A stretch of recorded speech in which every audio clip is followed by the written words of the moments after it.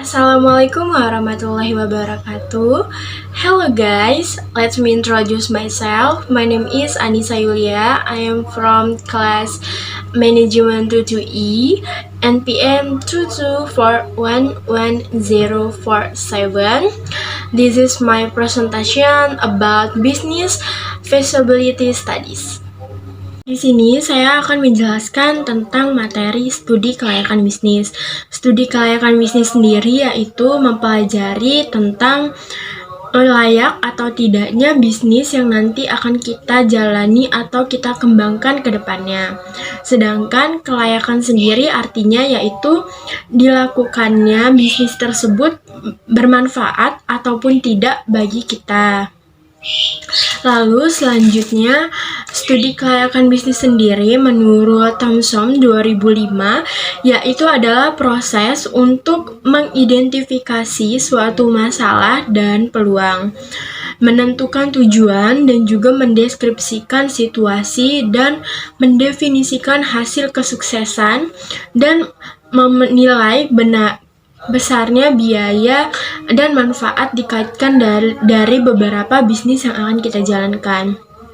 Studi kelayakan bisnis sendiri merupakan alat analisa yang meliputi rekomendasi dan batasan untuk membantu mengambil keputusan dalam menentukan sebuah konsep yang dapat dijalankan. Lalu selanjutnya ada bisnisnya. Bisnisnya sendiri itu yang dapat dijalankan yaitu bisnis berkelompok atau bergrup, individu, lalu dan yang lainnya.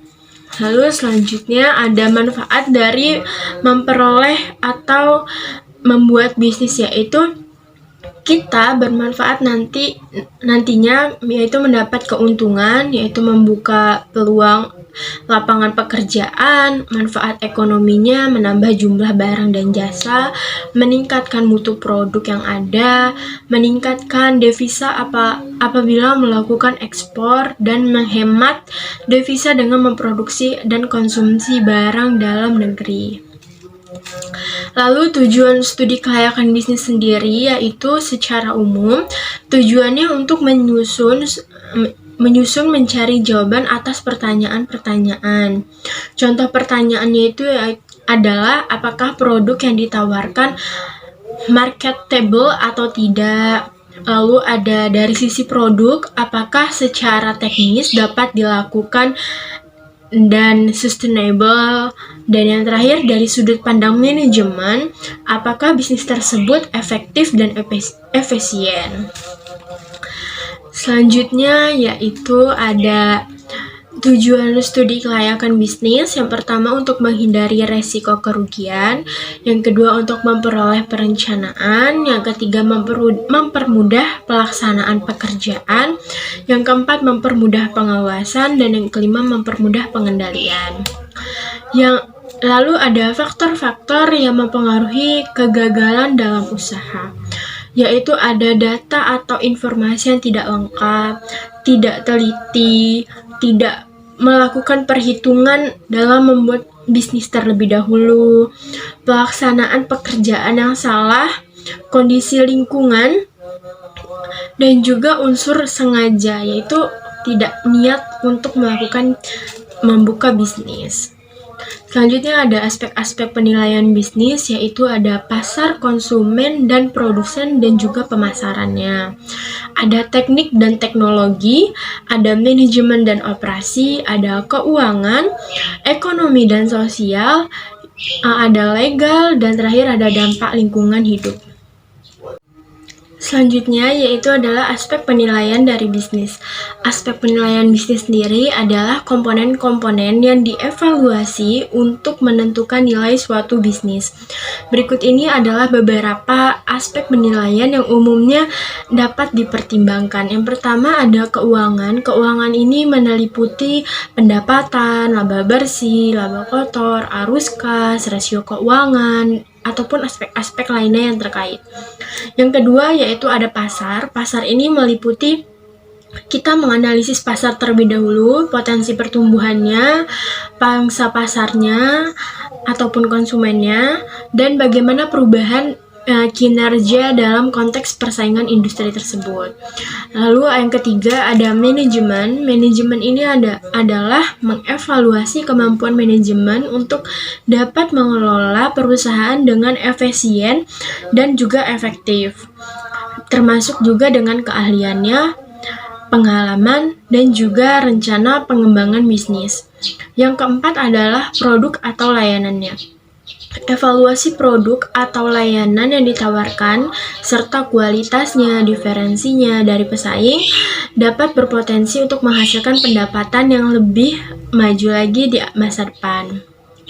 Lalu selanjutnya ada tujuan dari aspek penilaian bisnis sendiri, yaitu untuk mendapatkan pemahaman yang komprehensif tentang kondisi kinerja dan juga potensi suatu bisnis.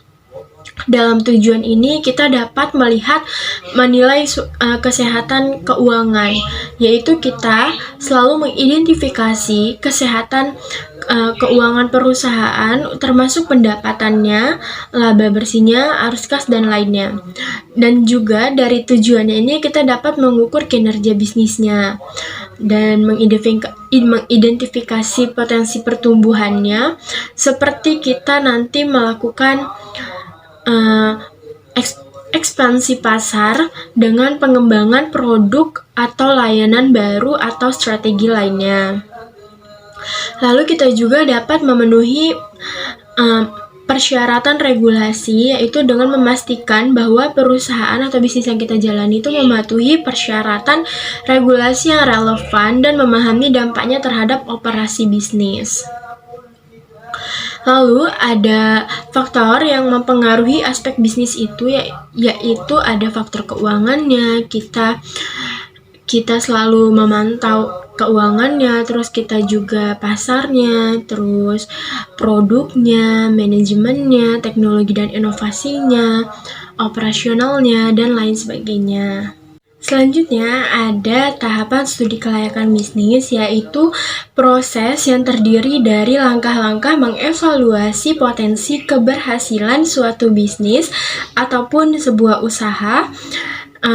Berikut ini adalah tahapan-tahapannya. Yang pertama ada studi pendahuluan, yaitu kita melibatkan sepengumpulan informasi awal ataupun data tentang ide bisnis yang akan kita evaluasi atau kita jalankan nantinya.